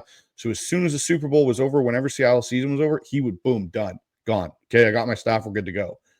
Problem for the Seahawks coaching staff was you got put together so late in the process because Mike MacDonald really didn't know he was going to be a head coach till after championship weekend. And if you had been John Schneider and they had, done their due diligence and the ownership group had gotten rid of Pete Carroll earlier and John could have got, okay, we have our interview with Mike MacDonald before wildcard weekend. This is our guy, because it seemed like conviction that John Schneider knew Mike MacDonald was his guy. Then he can go, okay, Mike, who do you want? You're going to be our guy. We can, whether they release that to the NFL media, but this is our guy and he's going to be the guy. Okay, Arthur Smith, you're his handpicked. Boom, you're in. so on and so on. You can start compiling who his staff's going to be. So when the minute the season ends for Mike MacDonald, he shows up in Seattle, signs a dotted line. Okay, good. We're now going and off and running.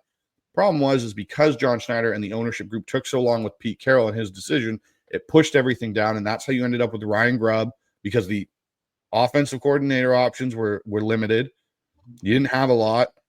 You had, and the defensive side, I was never concerned about with Mike MacDonald because you knew he was going to be running it. So it was more teaching people his system than it was having to bring people in that fit it. Hence, and then you had to go with a college special teams coach in Jay Harbaugh, who Mike MacDonald knew from his days in Michigan, and you let Larry Izzo walk. Like, you could have done a lot more to construct this staff to have more success, and you wouldn't have necessarily seen the outcome. So, you can say the biggest failure is the offense and how horrible it was, but it's a bigger issue of how poorly done the coaching search was. See, this is why we have the same questions for all of our different guests, because everyone hopefully is going to give us a different point of view, and that's what this series is all about, getting a different point of view from other people, because we have our own point of view.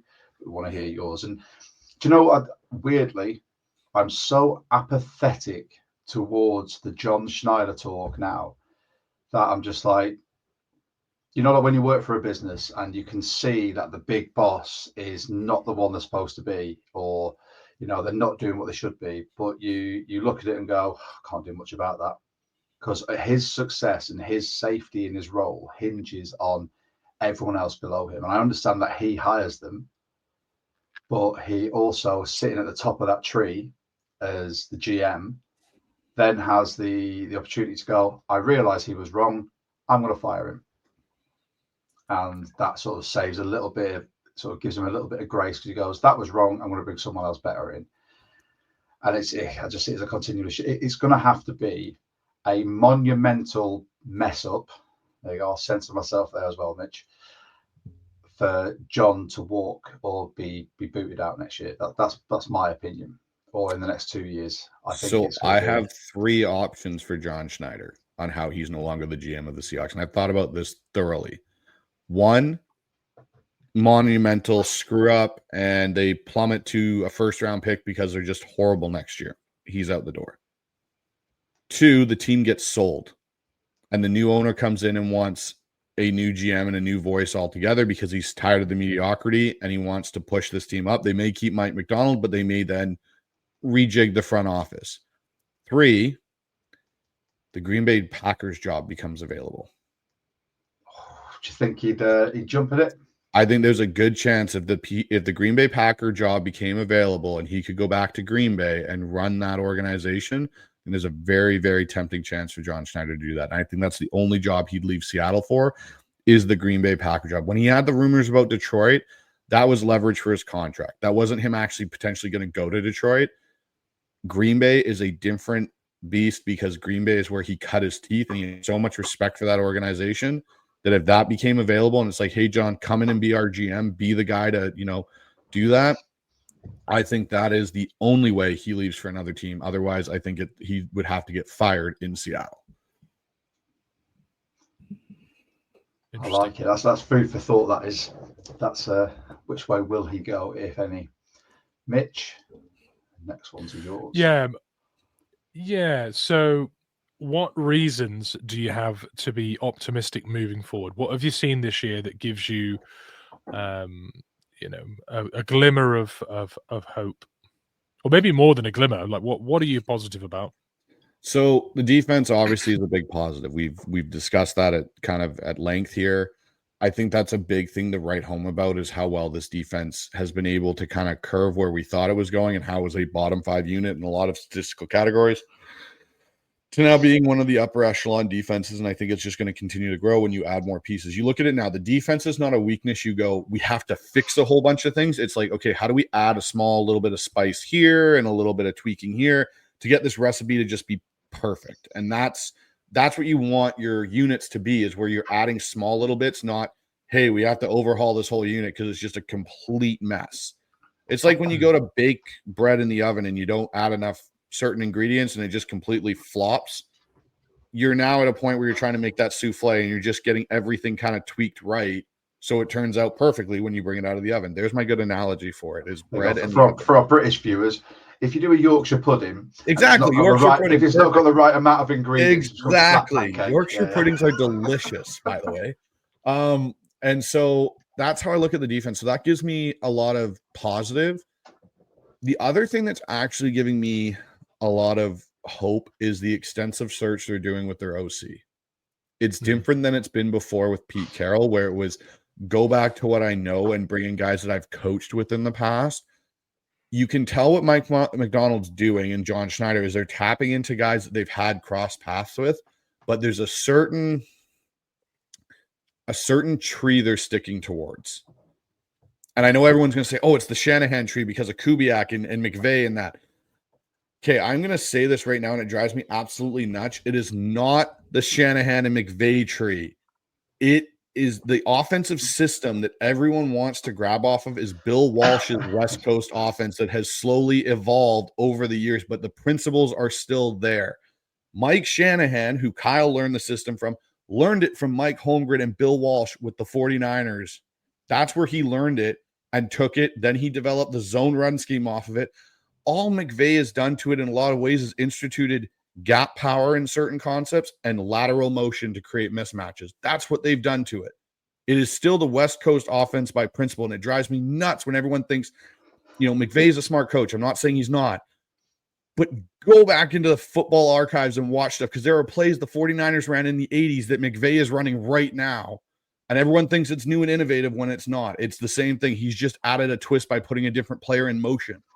So that's my rant on that. But that is where I'm getting some hope is they are doing an extensive search. They're not just resting on their laurels and going, oh, we're going to get T. Martin because I coached with him in Baltimore. It's refreshing that they're actually going and they're looking at a young guy and the guy out of Minnesota, and then they're also looking at an O-line coach out of Detroit, and they're looking at someone that comes off of the Shanahan tree and Kubiak, who is personally my actual preferred choice, but we'll get to that later on, I assume. So that's where it gives me a glimmer of hope is you're seeing some directional change within the organization and how it conducts itself to a point. Nice. Good points. So, little sidestep here. Who are your big cut candidates? If you've got 3, that would be ideal. Or possibly a trade candidate. Could be either. Yeah. You could go anywhere with this. Oh, okay. So cut candidates, like big 3 cut candidates or trade. I think Ken Walker is a potential trade candidate. Agree. Josh, I can see the face. Oh, do you know the thing for me is being part of the Seahawks Twitterverse and Metaverse, whatever, the amount of people that absolutely would die on a sword for the fact that K9 is one of the best backs in football. Mm-hmm. And all we've done this pod is go, he's all right. He's not great. K9 has elite skills, but I don't look at him as a well-rounded back. And that's the thing. I look at running backs, and it's crazy to say this. I look at running backs as dime a dozen. You look at this draft class that's coming out, which I'm doing extensive research in my scouting reports. There are a lot of good backs that offer a lot of the similar qualities of K9 you can get in the 3rd and 4th round of this draft. Running back is coming back to the forefront because the NFL is going through its cycle. The RPO game is kind of dying, and now it's going back to being power gap running the ball because you're in 2 high shells. Cool, we're going to take advantage of the less box and run the ball down your throat. So anyhow, K9 is a potential trade cut candidate. I think Reek Woolen is one as well, if the right offer presents itself. I think, obviously DK is one that people are going to talk about. I think he's actually going to get a contract extension. Oh, the other one's Geno. They're all kind of the same here. I have my own take on what I think is going to happen with Geno and a potential kind of way that's going to go. But those are the guys I would say that I think are your potential trade. Cut wise, I think Chenna could get cut because of his contract. Robertson Harris are guys that could. I think Noah Fant could be on that same consideration because I just think the tight end room needs to be reset with AJ Barner being the focal point. And I think a lot of that's going to come with the OC, because I don't look at Noah Fant as a 12 personnel OC. He's not, or a 12 personnel tight end. He's not great in that role because he doesn't block really well. So yeah, those are kind of, and maybe we all know Tyler's potentially a cut, but they could also trade Tyler depending if they wanted to give him a deal and then trade him. Depends who we want to trade for him. Yeah, there's a long list there of players that there are the players that yield the most benefit to the cap, and then there are players that have the lowest sort of level of contribution to the current roster. For what, if you could cut someone or trade someone and draft for the same level of contribution we're currently getting, then that in itself is worth doing, even if you've got to eat dead cap, in my opinion. So there are a lot of scenarios like that. However, we have got Joey Lane cooking the books now. So I do think we'll see some pretty inventive contracts and maneuvers this year. But we need to watch this. I'm very interested to see how negotiations go in the offseason with DK, Gino, other players, because Matt Thomas was a stickler at setting a point of, we don't go higher than this. That's it. And John and him were very, very frugal with that. I think it'll be interesting now with Joey Lane to see how much they manipulate it and go, okay, this is it. And you have more of a negotiation of, hey, this is the number we're going to start with, but really that's not the final number they've got in their mind. There's a number down the road a little bit that will be their final set point. So it'll be interesting. Yeah, there's a comment there from Flag Sabbath about mixed reviews.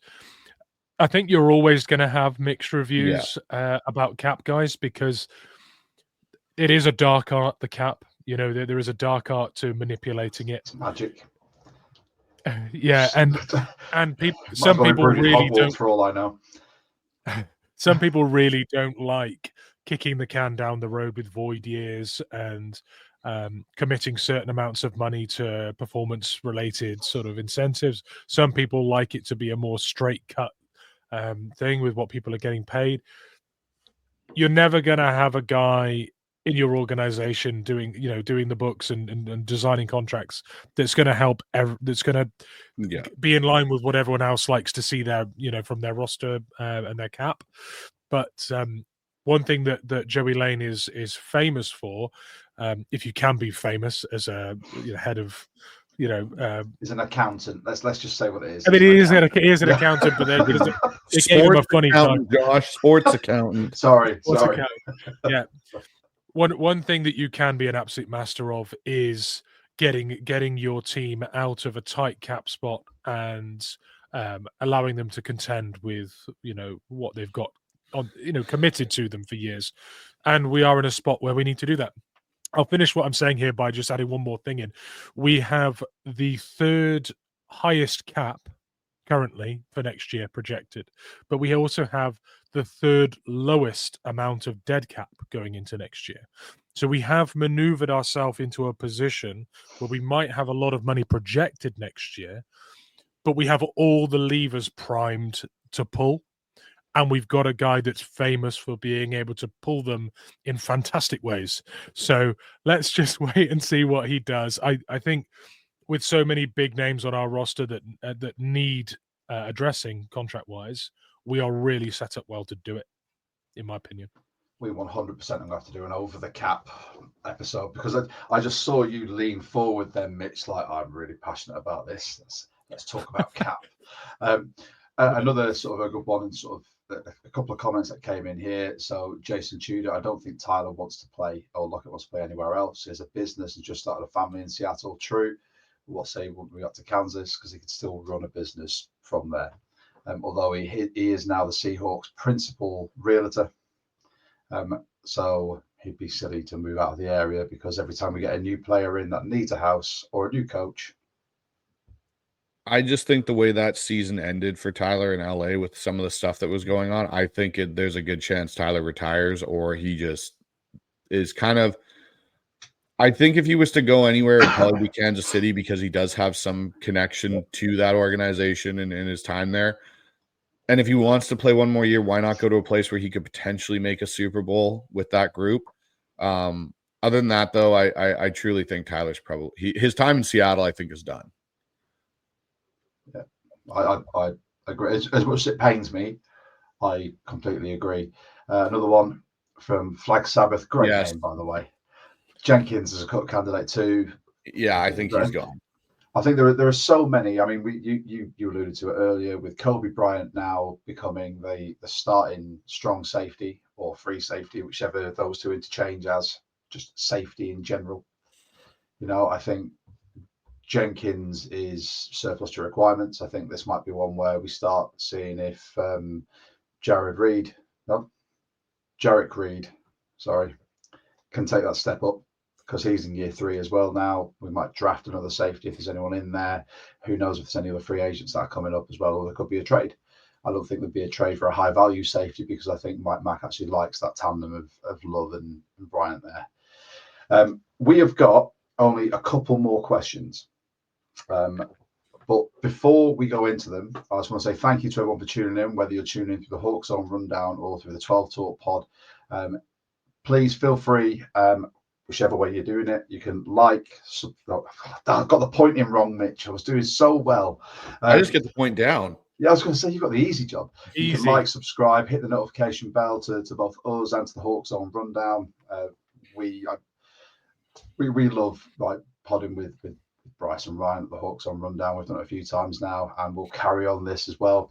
And also, if you want to speak to any of us, just in your free time, that's not on a pod or in the comments, you can join the Discord. Bryce is a member of our Discord. I am very active in Discord. The master of our Discord is on the far side over there, and we've got some. It's not easy when it's not pointing down, Bryce. It's so much more difficult. We've got some fantastic members from all over the world. We're an international community of Seahawks fans who just talk Hawks, whether it's during the season, during games, or in the off season. And we've got some fantastic insight from people like Bryce, and I'll dip in and have a whinge every now and again. And there's memes. We've currently got the draft speculation. I can see there's quite a bit going on there, usually with you two.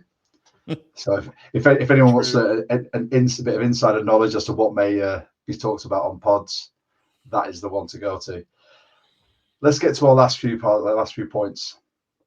So we asked this to Rob, and I'm going to ask it to every guest we have. What is your 3-point winning formula to success for the Seahawks in 2025? Well, I think the obvious one off the top is fix the offensive line. Like, they have to get, and when I say fix, I don't mean top 10 offensive line unit. I mean, let's be middle of the pack. Let's at least elevate ourselves there. Because if you have and again, middle of the pack offensive line, you're at 16. Like, you're not asking for them to be elite in any category. Just have above average play where you're not in the bottom 5 of every almost statistical category.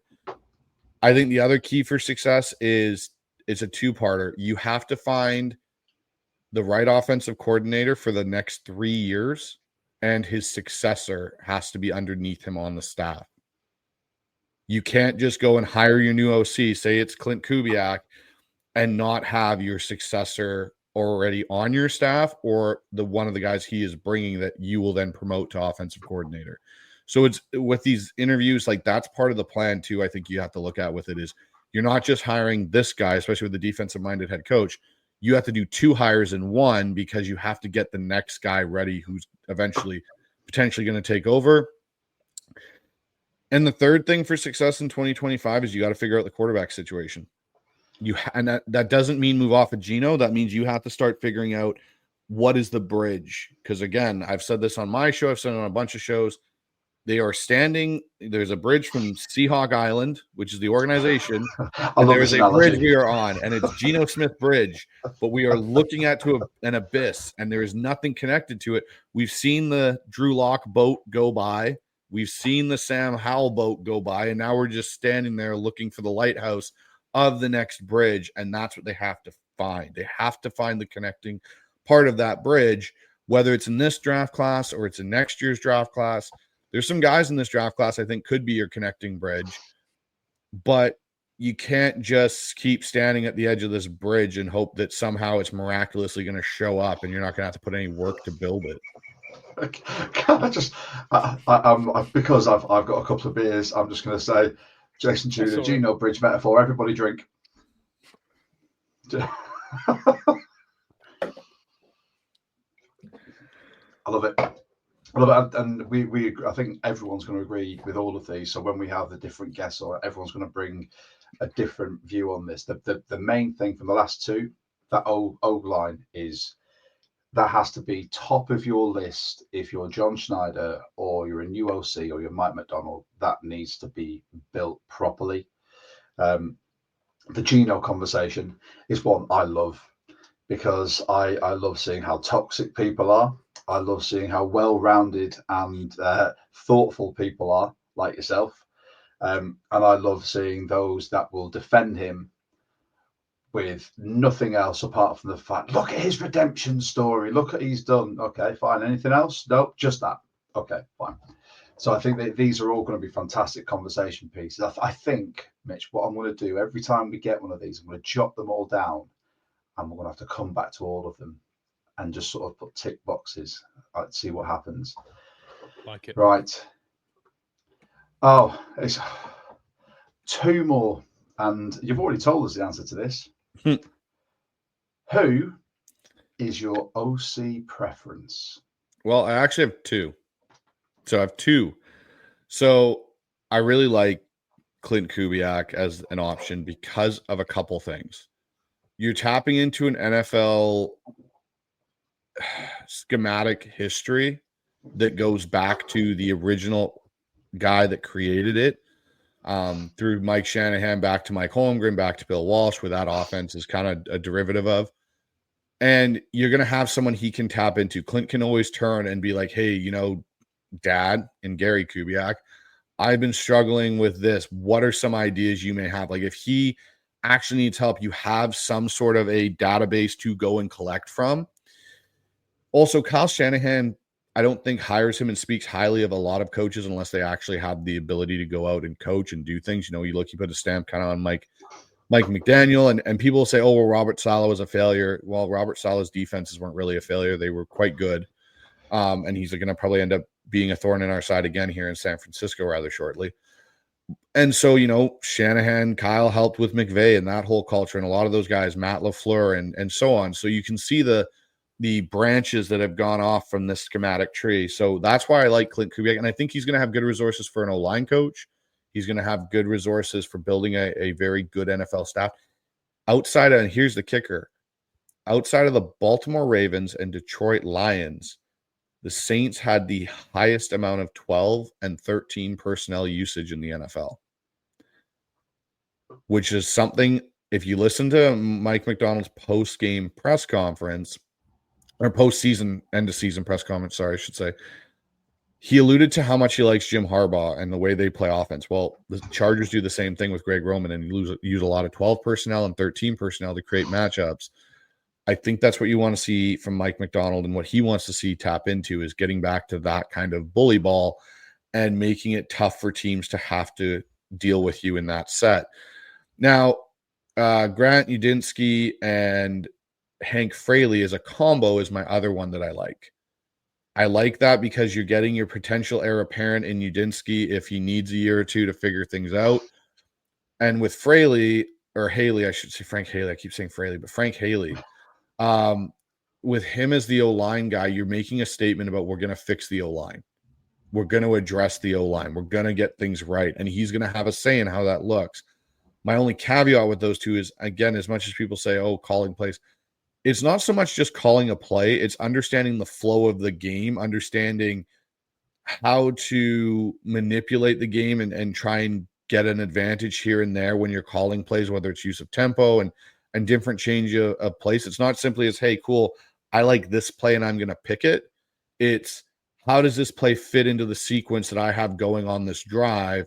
And depending on what I predict the defense is going to do to me, what are they going to look at from our tendencies and try and take away? And that's where I think Ryan Grubb struggled so much, is he didn't have any flow to his game plans or anything. It was kind of just pick and hope this works. You can do that at college. You can't do that at the NFL because of how schematically tight units are. I like it. I think the next question is a perfect opportunity for you to plug your new pod with Mr. Dan Viennes. Oh, so yeah. Plug away okay. Before Mitch asks the question. Yeah. Dan Viennes from Seahawks Forever podcast, another great Seahawks podcast everyone should subscribe to. And myself have decided to go on a new venture and have a NFL draft show. So it's a draft podcast. It's called The Pick Is In.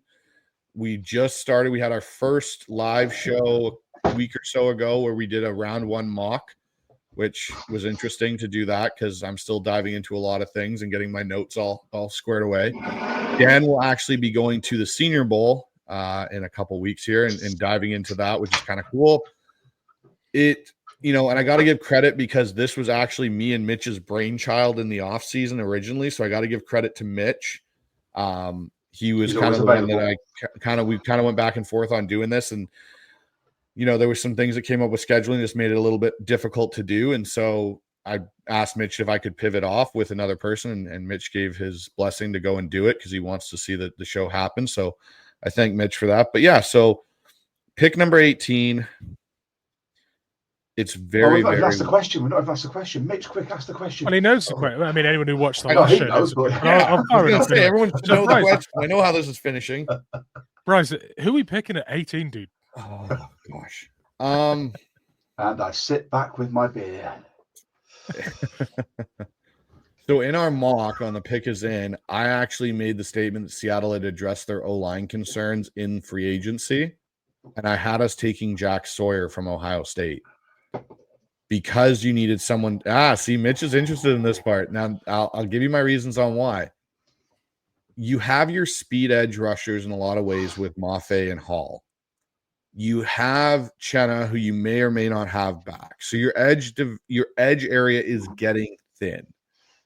The thing I like about Jack Sawyer's game and watching, if you watch his tape from when he first started to where he is now, he's developed a very large toolbox in his ability to rush and do different things. But what he gives you is he gives you another chess piece on that D line, especially to do what Draymond Jones was supposed to do what Jadeveon Clowney did for him in Baltimore. And he gives you a guy that can play the run well, can do certain things in that regard. And so the way the board fell, he was one of the better players to take there. Yes, there were some other guys that were more elite in certain categories physically and can do different things. But there was one thing that stuck out to me about Mike MacDonald, again, and you got to listen to how he says things about when they ask about what type of players you want. He wants guys that love football, right? And Jack Sawyer loves football. And you can see it with just his mentality, how he is. He's a guy that's going to come in and he's going to be a guy that is going to, again, lunch pail mentality. Let's go to work. Let's go do things. I'm not going to get caught up in all the glamour and all those things. And yeah, he has been on a tear through the playoffs, and I'm sure we'll see him do some special things in the national championship game. But we also have to look at when we project these guys and what they've done in college versus what they're going to do on the pros. It's a flip of a coin. Like, you're hoping you're going to see some of the same production, but you're also projecting maybe in a different role than what he's doing because there's something he excels at that they're not using in college because they have someone else in their scheme that's slightly better at it. We don't have a big end in Seattle. I know we talked about Byron Murphy earlier potentially being that, but we really don't. Mike Morris has been Draymond Jones.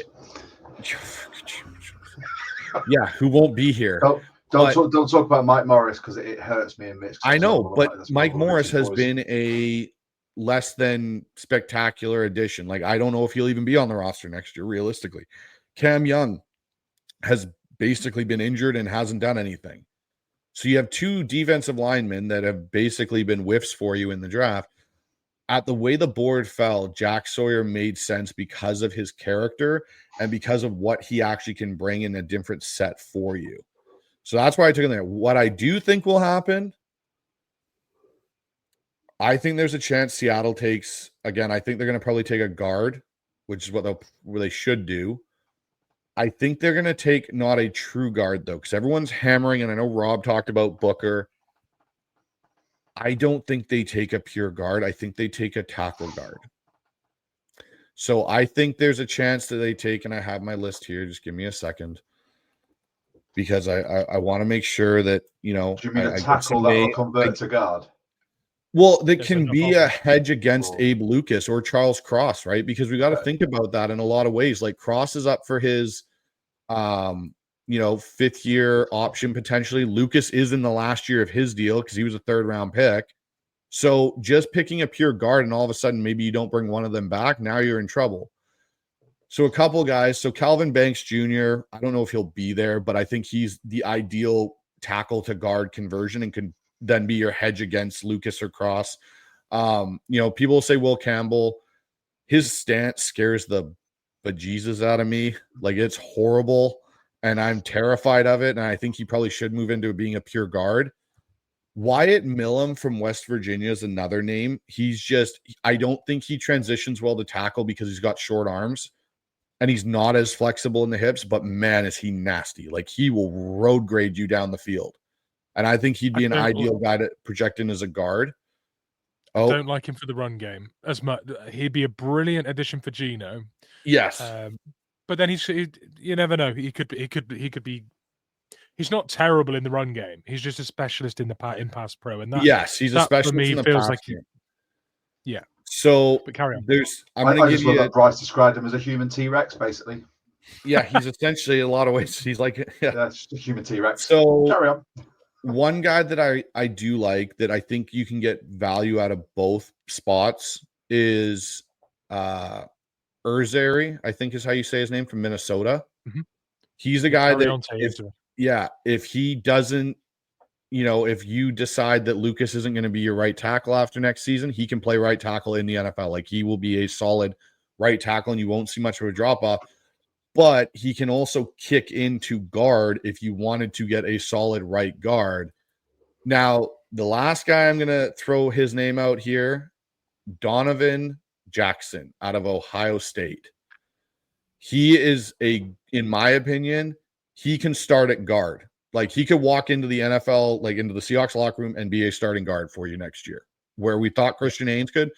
Donovan Jackson, he's 6'4", 320.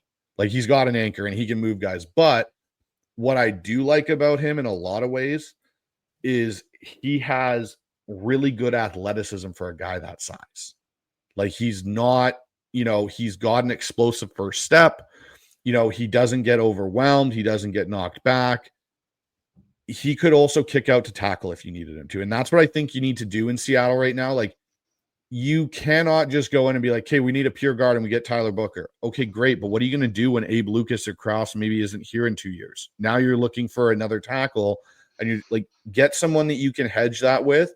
And if you do sign Krause and Lucas back, great.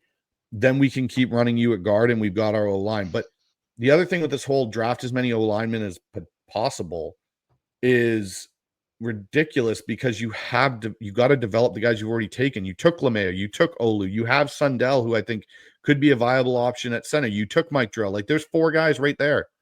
Like, you have to develop them as well. You can't just be like, okay, cool, we're just going to keep spinning the O-line wheel and rotating everyone through and, never settle and develop anybody. Because the reason the Eagles have been so successful with their O-lines, they develop the guys that are behind them. So they have their starters they go and get potentially in free agency. When they don't want to pay him, they have a backup that can come in and be a starter. Well, you look at Mailata at the moment. I follow this journey close. He's a rugby fan, and the fact that he came from being a relative of unknown player pathway, then they drafted him, and now he is an incumbent, like, right tackle for them, and he is one of the league's best, in my opinion. I think he's fantastic. And that's because they drafted him with a view to developing him, and this is what happens. So go on, give us your 18. Who's it going to be? Just give us the one. Go on, you can change it. It's fine. It's early doors. I need you to just scribble it on a green post-it, scrunch it up, and then put no matter what, and just hold it up. Oh my! No matter what.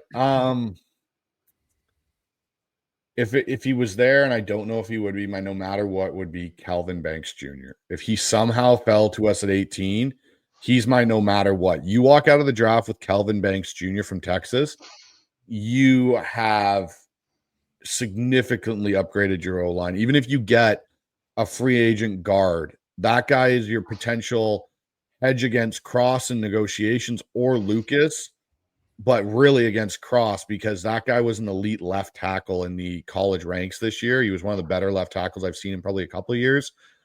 You basically are killing two birds with one stone because if he doesn't and you keep Cross, well, guess who his left guard partner is for the next couple of years is Calvin Banks Jr. And all of a sudden you've built a solid left side of your O-line. That is if you can walk out of the draft with Calvin Banks Jr., hallelujah. Run to the podium. I like it. One thing I'm just going to chuck one comment in about Jack Sawyer. Like I really like Jack Sawyer, and I know if he'd have declared last year, he was supposed to go. Yeah, sorry. He was on your board. I swear we had conversations about him last year. If he came out last year, I remember things. He was projected to go first round last year. This year, he dropped way off. People were talking about late round 2, early round 3, and then obviously the playoffs have really sort of put him on a podium, and he's shining. So he'll climb, but then I also think he'll drop back slightly after the combine because his physical testing won't show him in his best light, and it'll show other people having freaky athleticism, which he doesn't necessarily have. And I think he'll fall back again. If we were to trade back out of the first round and take Jack Sawyer, I'm absolutely right there with you. I'm not sure I like him at 18, but I do like the player 100%. I don't think you take him at 18 either. It was just the way that board fell, and I wasn't allowed to trade out. I would have traded out. I honestly think trading back is a huge option for Seattle in this. Yeah. Because I think a lot of the guards you could get will be there in day 2. Like there's guys, players like that. Yeah, like lots of guys you'll be able to get in day 2, and someone else has said it as well. So there we go. So can I just give it? And I agree with props that for the username as well because he's just stopped terrifying calls. Can I give you guys? I'll do this. I'll give you. What if I gave you guys one of my scouting reports for a quarterback before we finish up today? Love that. Okay. No. Pick a quarterback you want me to look at. Name one. I'll tell you if I got a report built. Dylan Gabriel. Who? Sorry. Okay. Dylan Gabriel.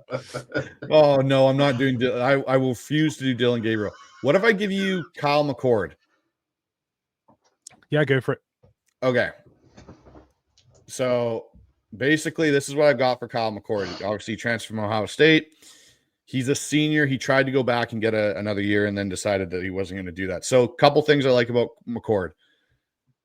Arm strength, NFL level. He can make all the throws you want. He's got accuracy. He's poised in the pocket. Good decision-making. His mechanics are pretty overall clean. He's also got great leadership. That's the one thing that kind of struck me again is like his coaches at Syracuse spoke so highly of him, how he even handled the Ohio State situation. The thing with him that I really like with his accuracy is he has good ball placement on the short and intermediate throws, hitting his receivers in stride in windows. He excels on the timing-based routes. So, he can throw to spots, break a receiver out, throw the back shoulder really well. He does a lot of those things well. Now his weakness, he's not very mobile. Like, he's not going to burn you with his legs. He's got a little bit of mobility, but he's not elite. He does have some consistency issues where he'll go stretches with uneven play. So, particular against some of the tougher competition he has had to play is when he was at Ohio State. So, he needs to be able to prove that he can do it for an entire game. Like, he'll have moments where, like, second to third quarter, it's just like, oh, God, like, can you hit something, please? And then in the fourth quarter in the 2-minute drill, he throws like 3 seam balls, and you're like, where was this? For a good chunk of the game. He started fewer games than most. Really, he's only started for 2 years. He started the 1 year at Ohio State, and they went 11-1. He lost to Michigan. And then this year he started for Syracuse.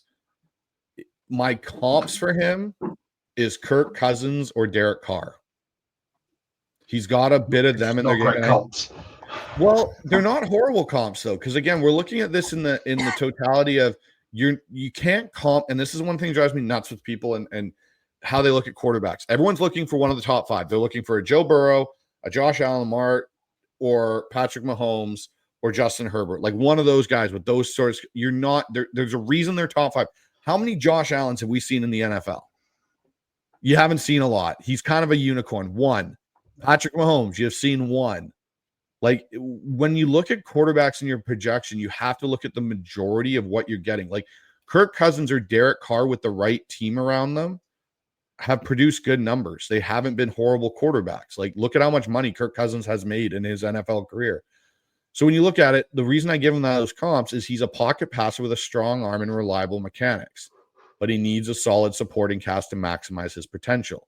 Joe Montana was not a physical freak. Tom Brady, as you alluded to earlier, Josh, was not a physical freak.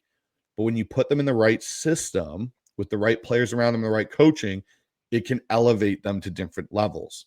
So I project him as a day 2 kind of guy. Rounds 2 to 3 is probably where I think he'll go in this class, maybe 4. If he has good workouts, though, he could rise. Again, same thing they've said with Jackson Dart. He could rise up.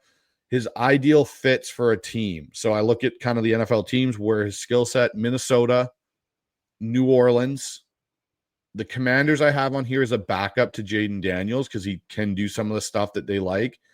And Seattle. Like, if Seattle goes with a coach here that runs more of the Shanahan system, he'd be good on it. You know, it emphasizes quick reads and timing throws. Those are what you're looking for from this guy. You know, just FYI, diving in here, my comp for him is Purdy. So I love that you've just said, you know, I've loved that you've said that. Yeah. So, like, in my summary, he's a traditional pocket passer with physical tools, mental toughness. Like, he is a tough kid mentally. He's not the most dynamic athlete. His arm talent and accuracy and leadership qualities make him an intriguing prospect. With continued development and the right coaching, he has a potential to become a solid upside NFL starter. Yeah, that's Kyle McCord. And if you said to me that's what we're getting in Seattle and we take a swing on that, that to me is an upgrade over Sam Howell, who's your backup, and potentially leads you, if you fill out the rest of your team, to have a solid quarterback going forward. And I have breakdowns like this. I will send them to Mitch on 11 different quarterbacks, all the way from Curtis Rourke. I need to learn things too. You probably need them more than I do, to be honest. In the dark, don't worry. You two. I'll slip them over to Josh. Josh all of a sudden starts reading them verbatim. I'll just tune into all your pods. Yeah, that's fair. What I love about that breakdown is, if you hadn't have told me that was Kyle McCord, I probably could have told you that was that. Yeah, you know, I would have known the player from, without giving any giveaways about which college team and things. From the description, I 100% could have told you that. And that's not me doing some weird flex. That's paying homage to how detailed and concise that was. So really good, man. I'm really looking forward to watching more of the Pickers in. I like Josh, I probably won't watch live tomorrow due to time issues, but I will definitely look forward to catching up on that. It's going to be really good. I'm really excited for you both, and I'm hoping at some point I get to come on and talk draft, because it's you 100% are on our guest list. We are building our guest list right now, and you are 100% on it. Josh, you'd have to, you know, get a little bit. Right. You Josh is like, nope, I'm not doing that. I know my strengths. I know my weaknesses. That I've got a 5-year-old daughter. I've got a full-time job looking after the whole of the southeast of England for an insurance company. This pod, watching all your guys' pods, I haven't got the time to do a lot of the draft scouting stuff. That's why I rely on people like yourselves and also the members of our Discord. Just going to chuck it in there again, because that's where I get a lot of my information. If I have that time, I will be in the Discord looking at any reports that you guys put in or anything like that. I just want to say, Bryce, thank you so much for coming on, man. I love having you on this pod. We love podcasting with you as well, because I hope everyone else has enjoyed it. If you have enjoyed it, by all means, we are going to be running this Seahawks season review series for the next few weeks. We've got some fantastic guests lined up. We're going to try and do 2 a week, but it all depends on sort of timings and whatnot. If you do want to stay up to date, like, subscribe, hit the notification bell just to stay up to date, and you'll be informed as to when. Also, do the exact same thing for the Hawkszone Rundown and the Pick is In. You'll see more of Bryce, you'll see Ryan, and you'll get to see Dan again. And that's 3 people there that I have constantly on my notifications through every bit of social media that tells me what stuff's coming up.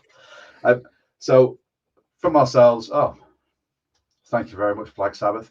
Some great usernames, by the way, from all you guys that have joined us. Like I can't get over Noob Master 69 because I just went straight back to like Thor Ragnarok and that's all, like Avengers Endgame. But yeah, thank you so much to everyone. I've been Josh. Far end over there, and pointing the right way is my 12 Talk podcast partner in crime, Mitch, and this man right in the middle is Bryce Coutts from the Hawkszone Rundown, and the pick is in. Right. Thank you very much. If you're in the US, have a great day. If you're in the UK or Europe, have an amazing evening. And let's finish on a Go Hawks, shall we? Go Hawks. Go Hawks. Go Hawks.